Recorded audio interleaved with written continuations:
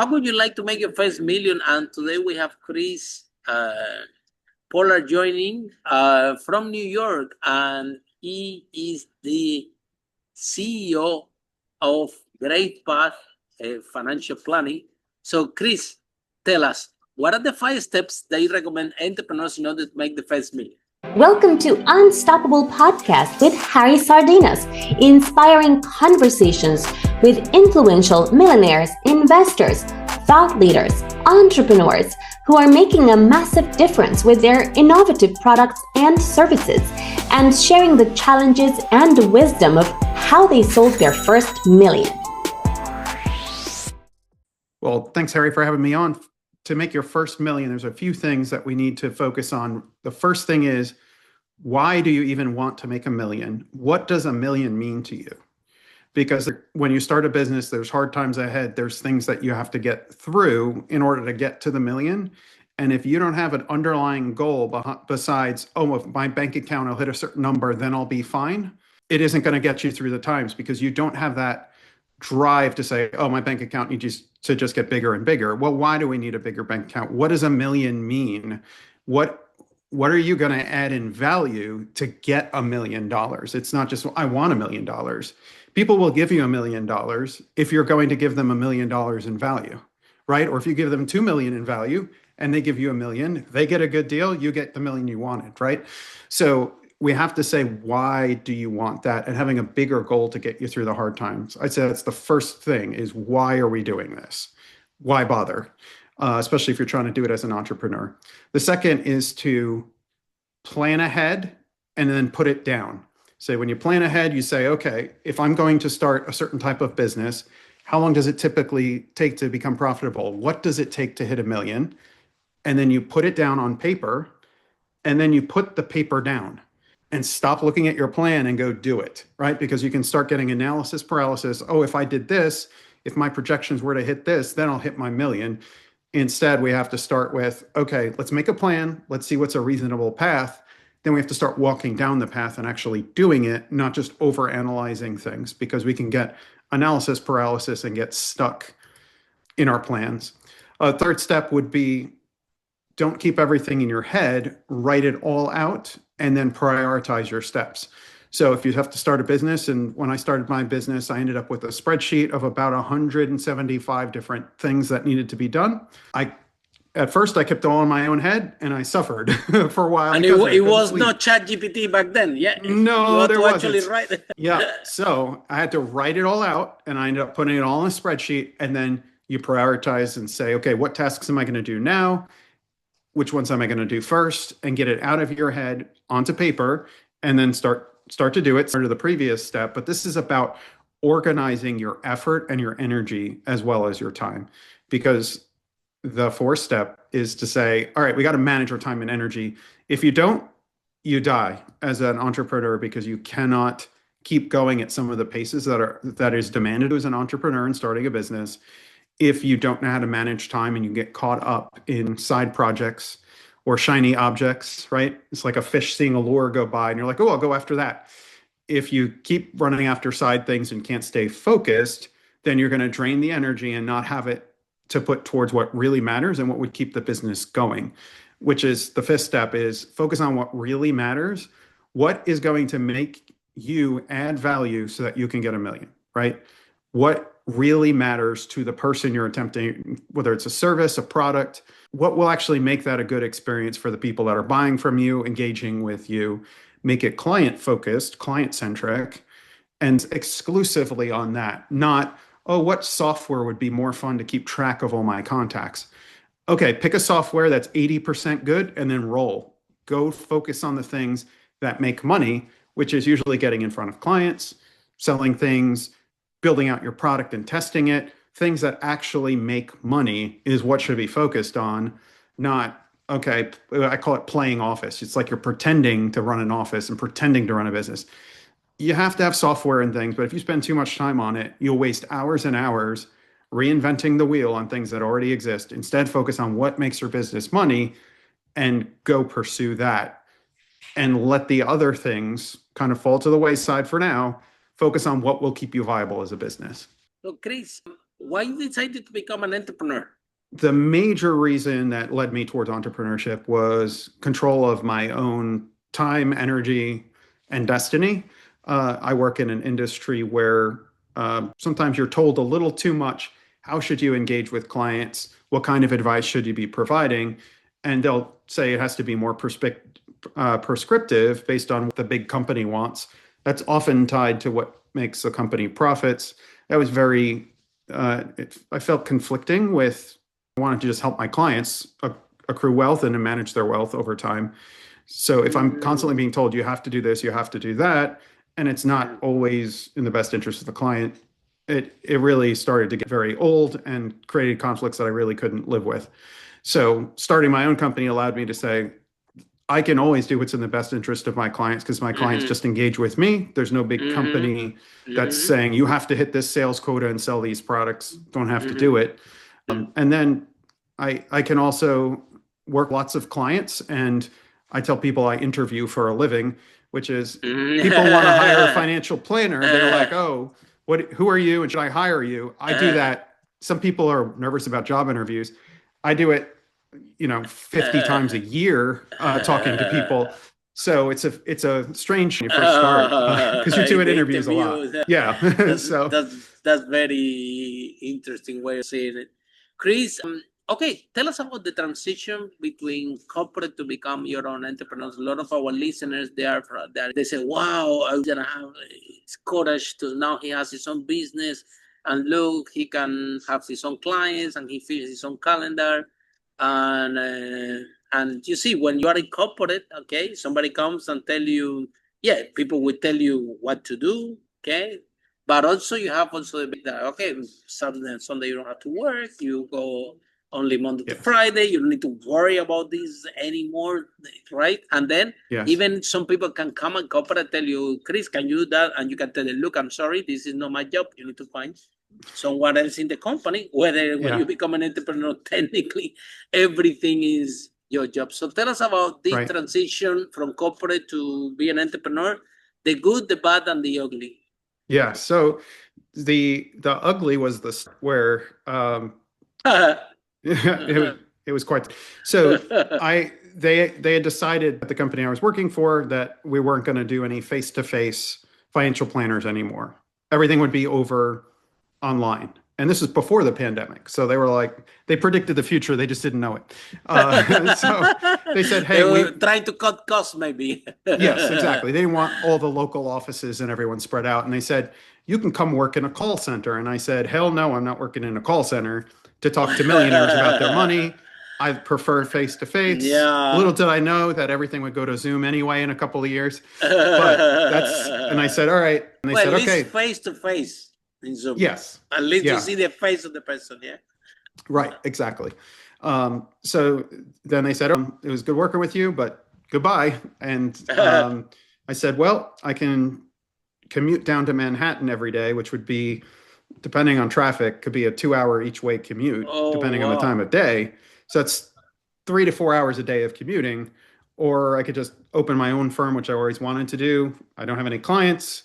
I can't take all the clients I had before because they belong to that firm.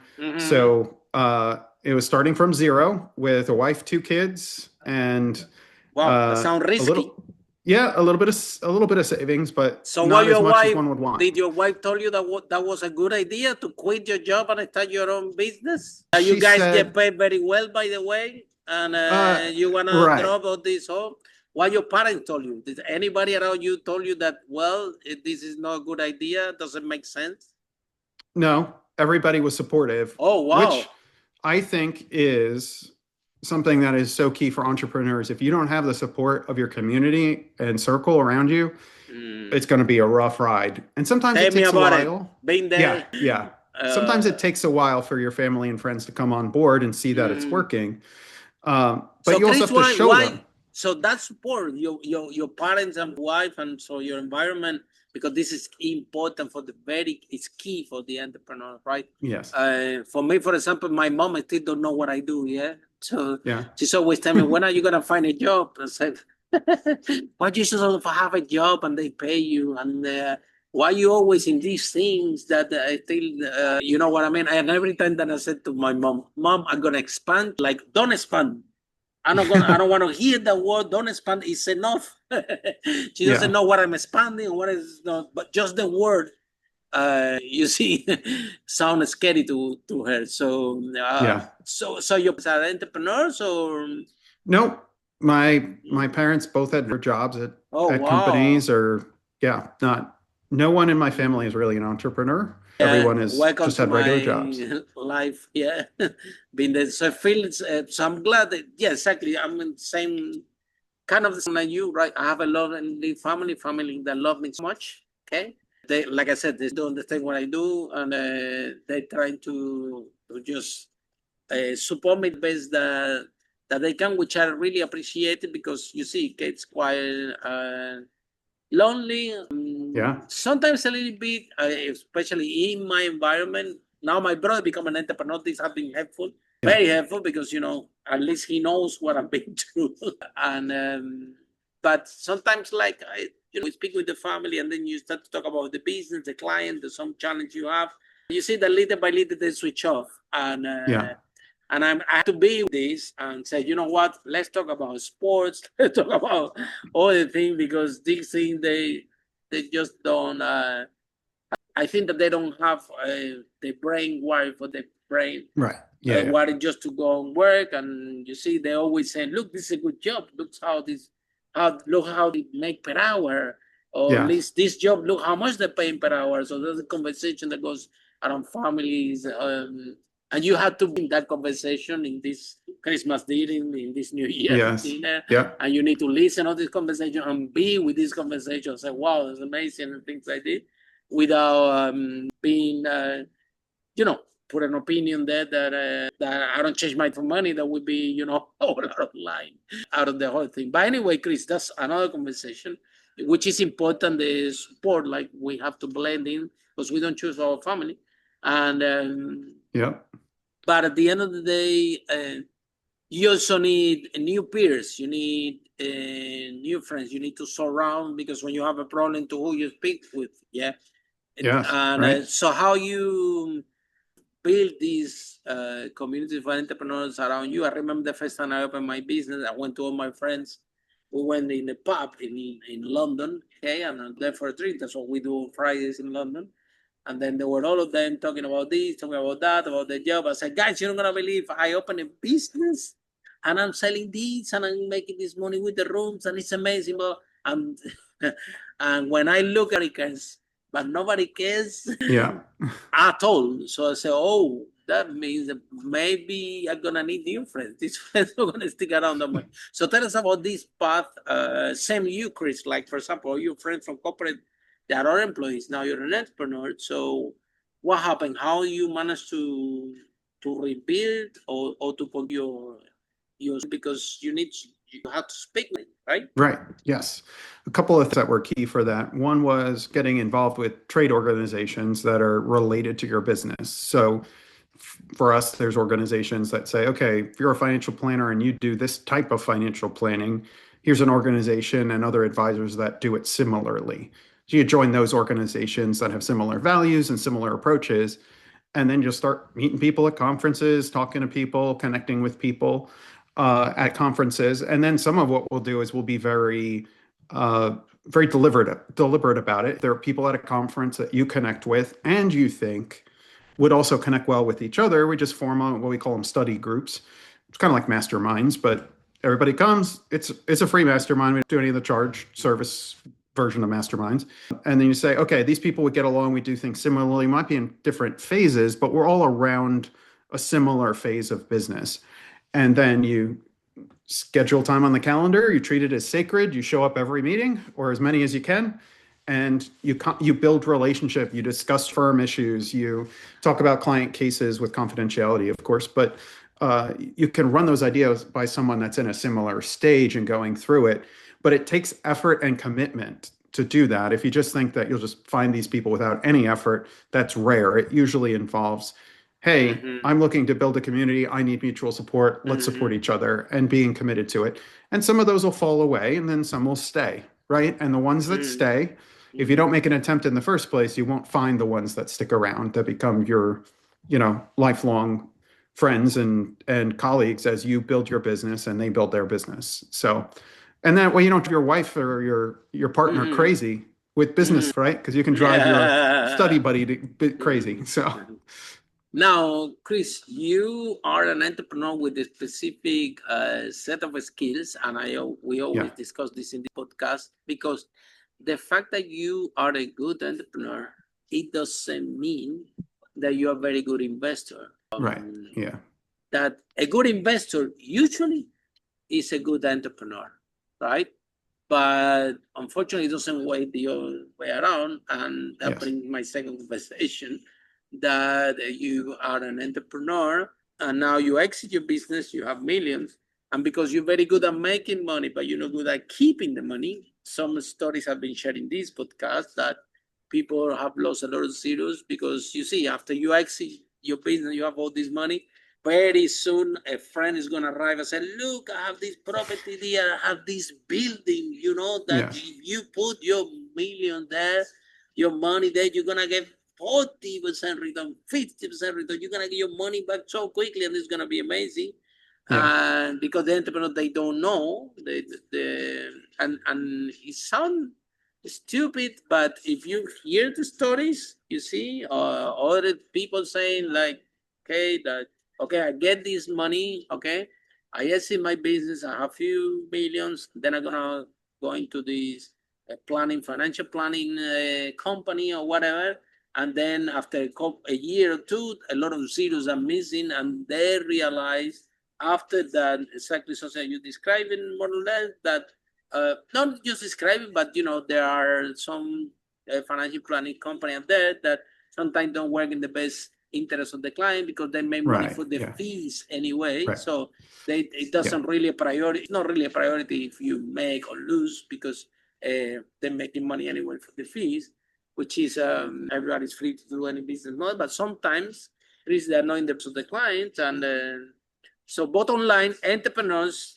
that have been through this experience finally has ended up at least learning about financial planning, learning about investment, maybe learning how to find someone like you, for example, that have the best interest of the client, which is something that you need to have certain amount of knowledge in order to when you're interviewing the person, that actually the person you interview has the best interest in you. If you don't have any clue, if you don't know, it's going to be very strange or challenging for you to hire the right person, right? It's the same thing with the coaching, okay? We see a lot of things that we see these coaches in Facebook, on the social media, with the big house, the Ferraris, the Lamborghinis. I'm going to be your business coach, and by the way, grow your boys' business is easy. Just pay me a lot of money, and I'll forget about that. And at the end of the day, they pay a lot of money, they give very little value, and later they're going to find out that going from 0 to 1 is not easy. Out of the 500 millionaires that I have interviewed here, that they all answered this question, no one has said yet, oh, you know what? For me, it was easy. So if it's easy, they're either lucky or they're a liar, right? I mean, Still, the 0 to 1 is tough. Yeah. They talk to product market fit. So, so then, Chris, what message do you have to entrepreneurs about raising the awareness? I've been there, we all been there, all entrepreneurs been there, that they are not financed, they don't have finance background. Okay, we have a product, we're selling, we're making money, let's make profit. Yeah, but all these have nothing to do with keeping the money. Right. Yeah. It have to do with the part of making the money. And you could be amazing at this, but if you don't find out the second part of it, that how to keep it and how to make it grow by itself, something happened. COVID happened, hurricane happened. The other day, my brother, I mentioned to you, is an entrepreneur. My brother called me the other day, told me, Harry, you're not going to believe what happened. I said, what happened? He told me he has a business when he import and export furniture and decoration products, right? Yes. And so he has a big warehouse in Spain, in Madrid. And he told me, I said, you're not going to believe that happened. What happened? It was a fire 9 kilometers from the warehouse. Oh, I wow. say, well, and then he told me, but the interesting thing is that the wind moved that far only 200 meters from the warehouse. And I'm like, Oh, wow. oh my God. And then he told me, and it's even worse because the fire brigade was there and I couldn't even go they didn't even let me into, at least to take some stuff Right. from the warehouse, computer, data that I have there. And my answer to him was, well, you only need to be in business for crazy stuff like this happen. Yes. If you're not in business, something crazy like this, but if you are in business, so it's as important to make the money as to keep it, because when we have a business, even if it's a good business, COVID can happen, hurricane can happen, earthquake can happen, regulation can happen, and advanced technological advance can happen, like, I don't know, Uber and the cab driver, you name it, and you can be out of business so quickly. You can go to zero so fast, and entrepreneurs, they are always thinking about the business, thinking that the business is going to outlast them, and they don't see in diversification or in investors. So what is your take on all this? Yeah. So the first thing is to think about, if I wasn't in business, what am I going to do with myself? Because I've worked with entrepreneurs, when they sell their business, the next thing they do is start another business, start 2 more businesses, whatever because they just can't get rid of that entrepreneurial itch. It really did something for them and they loved it. That's okay. They can start all over with no money. Right. Yes, exactly. So sometimes they don't know what to do next. So we start with, what do you want to do with your life first? Let's start with that, because that will determine what should you do with investments. Because some people will have enough money where they could just put it in the bank, earn almost nothing on it, and it's enough money to pay for their life and give money to their kids if that's what they want to do, and they would be perfectly happy. You don't have to make your life complicated and subject your money to risk if you don't need to. The first question is, what the heck do you want to do with yourself? What are you going to do next? What does life look like? If things were ideal for you, who are the people you want to have around you? What activities do you want to participate in? What kind of things do you want to have? Do you want to have a house? Do you want to have 2 houses? Do you want, like, oh, I have 3 houses. Do you want 3 houses? Well, not really. I only want 1. Okay, let's get rid of the houses. Like, let's parse through this. Just because you're a millionaire doesn't mean you need to collect houses like it's a hobby, right? Just because other people do it doesn't mean it's actually going to make you happy and fulfilled, right? And have a sense of purpose past whatever purpose your business provided to you. Because often as entrepreneurs, we find our purpose in our business. And if we don't have a purpose beyond that, then we can start making strange investment decisions where we're hoping that investment decision will be the next purpose, right? Whether it's another business, or we feel like we just have to grow money all the time. Instead, why don't we look at it a little differently? What do I need to support the life that I want to live and the causes and people I care about? Make sure that that's all taken care of. Then we say, how much stress do I want to take from the way that I invest the money, right? Do I want high, medium, low stress, right? Could be one way of looking at it. But sometimes it's like, how complicated do I want my life to be? I could buy a chain of restaurants. We see all these like NFL players and NBA players. They're like, I'm going to start a restaurant chain. I'm like, do you know what it's like to run a restaurant? I mean, I know you'll pay people. Tell me about it. Been there, and it was a big disaster. Yeah, it's stressful, and a lot of restaurants fail, probably more than other businesses. Huge risk. So risky. Especially if you're not a chef and you don't know if you're not passionate about food. Right. Yeah. And even if you are passionate about food, sometimes it still fails. Sometimes. Tell me about it. I had one of these ones. I have one restaurant, I lost 200,000 in 2 years of my life. So about the restaurant things, I opened a restaurant in Brick Lane in London. I have several business before, and then I thought it was a good idea to be, I don't know, I had that dream. I want to have my own restaurant. I like to eat. And I like Spanish food. So I opened a restaurant in Brick Lane. If I didn't have any couple restaurant that I put, the name of the restaurant was my name, Harry Spanish Tapa. How confusing is this? If you're going to have a restaurant, you call it Lola or Pepe, it's Spanish, no? So by the name already was confusing the whole thing. So it was, and I realized I'm not passionate about food. I'm passionate about eating the food. Right.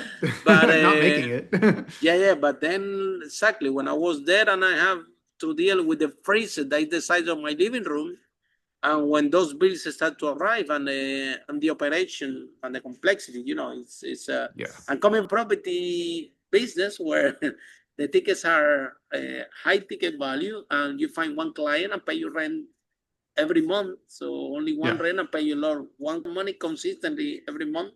Now I'm in the restaurant when I need hundreds of clients and they pay me very little. Yeah, all the time. And you got to keep them all happy. And then, no, I'm so crazy, Chris.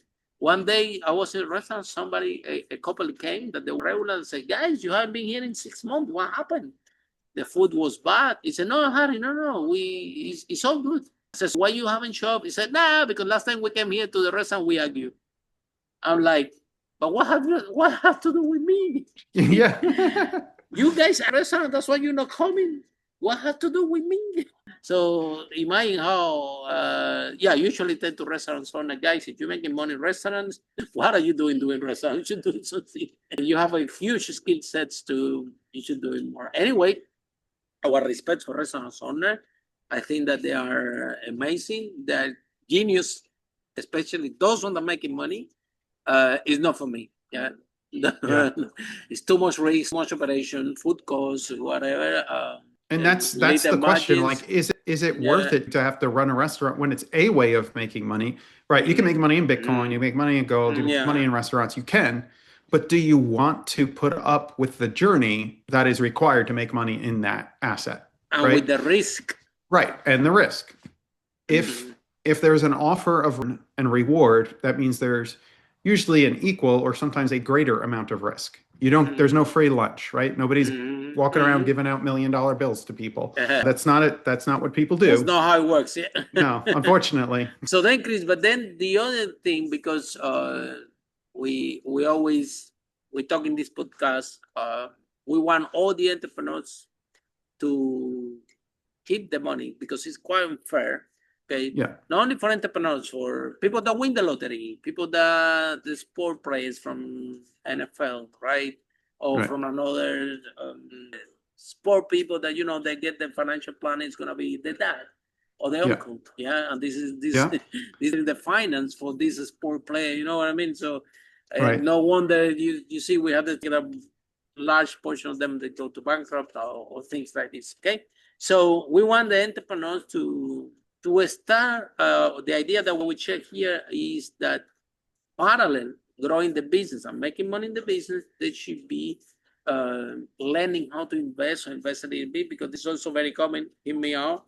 You have your business, you make money, you take all this money, reinvest it, make more money, take out the same business, and again, COVID happened, something happened, they go to zero very quickly. However, if they say they make money with the business and they take this money and they say they buy a property or another asset, but let's say the property, you pay so it's easy to understand, you pay the rent, and then the extra money, you use it for marketing for your own company.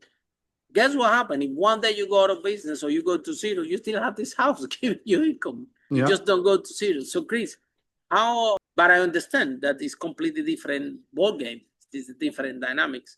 So any resources or any message that you have for those entrepreneurs? Do you think that diversification is a good idea, or do you think that they're making money with that sole business? It should be reinvesting and putting all in one basket, or what is your opinion on this? Yes. I'm going to say something that's controversial. Diversification is how you keep money. Concentration is how you make money. So you can make a lot of money by reinvesting money in one company. However, the risk is extremely high. So you can take certain amounts of risk if it's calculated risk. So if okay, my exposure to this is I could lose $1 million, whatever the limit is, there has to be a limit to it. If it's unlimited losses, that doesn't sound like a good plan to me, right? So we have to know how bad can it get when it's getting bad, right? So we have to define the risk, right? So is the risk losing some of my money? Is it just my initial investment? Or could I end up with a lot of debt and then owing more than I even put in, and then things are a lot worse than they seem? So the analysis of risk is, what is the risk? And is there a way to mitigate the risk, right? Because if you never take risk, you will not make money, period. There is no free lunch. You have to take risk to make money. The question is how much risk, and there's some luck involved, but also the skill, right? So there's the skill of diversification as a way to spread the money out. So if one thing crashes, it doesn't mess everything else up. That's what diversification is, but in a lot of stuff. But most of the returns of things like the US stock market has come from a small number of companies, a small number. Like top 1% of companies accounts for, I don't remember the statistic, like 90% of returns or something like that. It would be nice if you put all your money just in those stocks. The problem is you won't be able to pick in advance which ones are the winners and losers. So you just diversify it out across everything. That's not the way to make the most money. It's a way to make money in a controlled fashion and generally control risk. Should you constantly reinvest in your business? To a point, that what I would do is I like to have clients calculate a basic number that is outside of the business. You can reinvest everything you want, but I want you to have a number to set aside in an investment account for yourself that if your business completely failed, you'd still be okay. You might not be able to maintain 3 houses and a boat, but you could maintain 1 house, have a place to live, educate your kids, keep yourself healthy, pay the bills, have a car, right? If you wanted to live a normal lifestyle or even a above normal lifestyle, let's set aside some money and on a continual basis. So that way you can reinvest all the other money you want in your business if your business is going well. If your business is going poorly and it never turns around, then stop putting money into it and do something else, right? There is a point at which people should stop. Sometimes entrepreneurs are too quick to switch and sometimes they're too slow, right? So you could be, oh, I'm going to do this thing. And then entrepreneurs are like, oh no, this thing. And then they drive their staff crazy. They drive their spouses crazy. They drive themselves crazy because they switch between shiny objects. That is very common for entrepreneurs. There are other ones who would just constantly do the same thing. And if you're losing money, you need to make changes. And some of it may be temporary because it's just the environment. Sometimes it's, no, this is not a good business. Almost no one makes money in this line of work. So why are you doing it? Do something else. Don't keep doing something stupid and putting more and more money into it and just putting your money in it, right? So I like for clients to establish a minimum account that'll kind of grow on the side. It's protected from the business. It's separate from the business. And it's small. We don't make it too big because you usually do want to reinvest in your own business if you can control it, especially if it's a very profitable business. If you have very good profit margins, then you do want to put money into your own business. If profit margins are not as good and you can get capital from other people, then you'd want to use other people's capital. So that's another way of looking at it too is, all right, if you have businesses with 20% profit margins, then yes, put all your money into your own business, except for the side account, right? Keep that side account safe. If you only have 3 or 4% profit margins on average, then all right, what's your return on equity for your business? Doesn't make sense to put your own money in there. Use other people's money with leverage, and leverage increases rates of return because you use someone else's money, not your own. So some of this is how much risk do you want to take?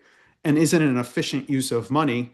And should you do it at all, right? That's sometimes the question that entrepreneurs don't ask. It's like, I want to invent, this thing and then sell it. And it's like, well, that already exists. Or nobody's going to buy that.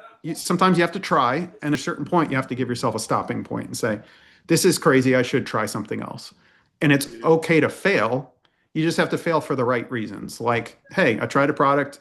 The market wasn't ready for it. So now I'm going to move on to another product and not just go into the gutter and be an abject failure because you failed at one thing. It's okay to fail. We just got to fail for the right reasons and then be willing to pivot to something else. And then, Chris, so if somebody's in love with this conversation, how people can find you, how the process work? Yeah. So folks can reach out to me on my company website, which is greatpath.com, greatpath.com.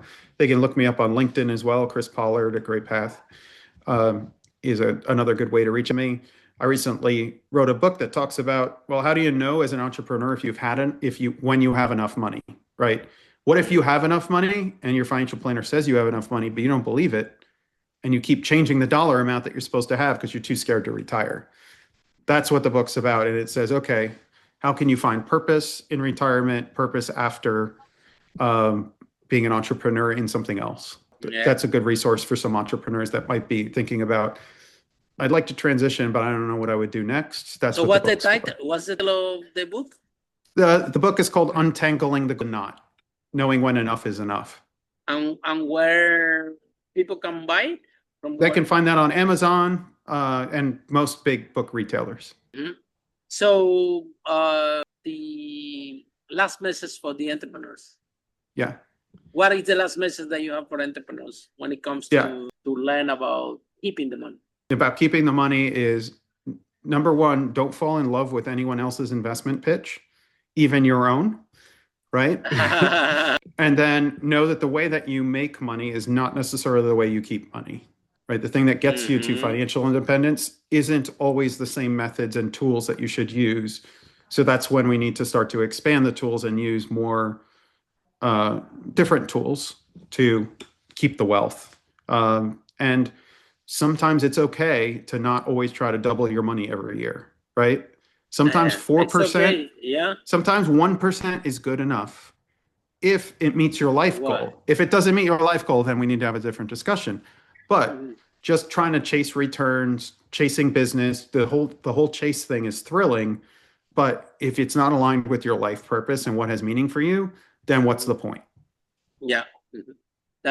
Thank you so much, Chris. That's an amazing tip. And for all of you following the podcast, see you in our next episode of Unstoppable. Our brave entrepreneurs like Chris made that world and keep the first minute. Bye for now. Follow us for more interviews with the world's most influential, audacious entrepreneurs that overcame challenges and adversity, providing you with the blueprint of how they sold their first million so you can grow your business exponentially.